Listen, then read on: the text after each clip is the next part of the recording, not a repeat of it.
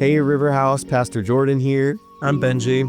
and welcome to our 21-day devotional series. These are a series of videos meant to coincide with the corporate fast that we are embarking on as a community.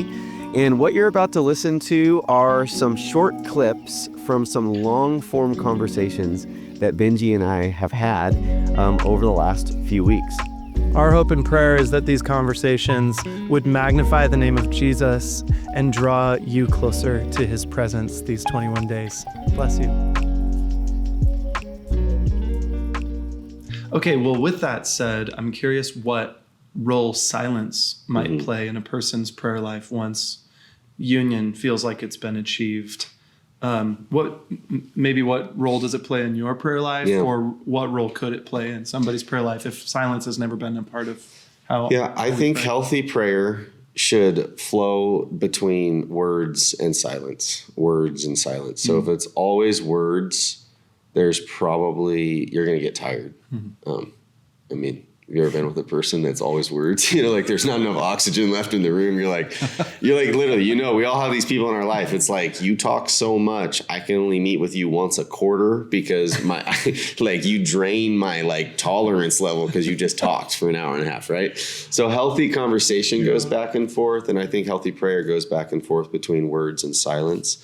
I can't remember, it was some prayer saint of old, but an analogy that the oven door has to be closed for it to garner warmth. And I think, and so it is with silence, or something about when we close the oven door of our mouth, it allows ourselves to gather, the warmth of what's really going on within our heart. And so I think silence, that stillness, that be still, and know that I am God. There's this kind of work, and I think anybody who's done this knows it. Sometimes the silence can be antagonizing or even intimidating, but when you really sit with it long enough for the inner noise to kind of flush itself out of your system, and you really start to get in touch with the deep current that's taking place inside of you, I've heard it said your silence turns to solitude, and that's where this peace kind of overtakes you, and you realize that the silence isn't empty, but it's full, and it's full of God.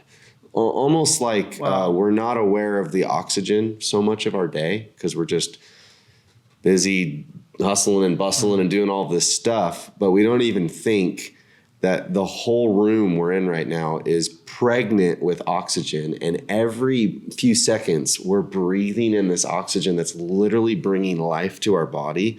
Wow. Silent, but when you slow down and you think about it, you're like, now I am aware of what I'm engaging with all the time. It's similar to that. Like silence has that effect where God is omnipresent everywhere, and yet we start to become more attuned to that in silence. So I think silence trains that. And I find that from silence, for me, I'll spend time in silence, but then words will flow from that.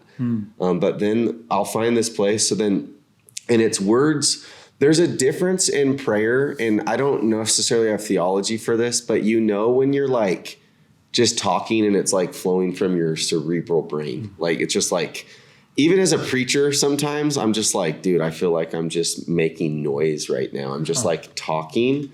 There's a difference between that and then when words are coming up from within the center of my being, my heart. So I find that silence gets me to those words, and then all those words will come. But then there's kind of an end to the rope of those words, and it's I don't have any more words. And then it's a retreat back into silence. Which then again gathers, and then words, and then silence. So I wouldn't say that's a perfect pattern, but I definitely see that rhythm alive, in my normal prayer life. That's super helpful. I would imagine if someone has not ever practiced silence in prayer, that's a great starting point.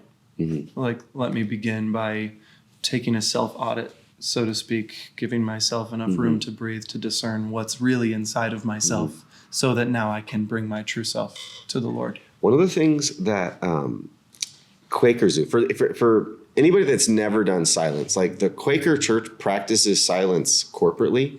And a good way to actually learn the power of silence is to do it with Isaiah's over here, but like with 3 people or 5 people, because there's something like you feel it when you become aware of the personhood, that there is like this image bearer in the room, and how like there's this gripping effect of being in a room of practicing silence together and then sharing. So like, literally with a spouse, probably not little kids. It wouldn't go well if I asked my kids to do silence with me, but maybe teenagers, maybe that's even worse. I don't know.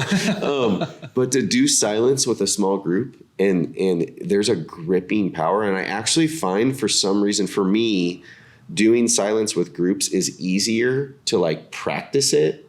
And then to go, and then it almost is like a training aid for some reason. It's kind of like, people do cold plunging, I've started doing cold plunging a little bit. Whoa. But Nice. when you are with someone else in cold plunging, you can go longer, because it's like, this is uncomfortable, but because I'm with you, it's like marathon running. Like, it's why people like to do it together. You can run faster, like in the mob or whatever, in the Peloton. There's something about silence like that, because it's uncomfortable. You're like, what do I do? Just sit here for like 10 minutes and do nothing? Like, oh my gosh. But like when you do it together, there's like a staying power that comes. So I would encourage anybody listening to do it with somebody as well as yourself. Good. That's really helpful. I very much relate to that for a lot of reasons.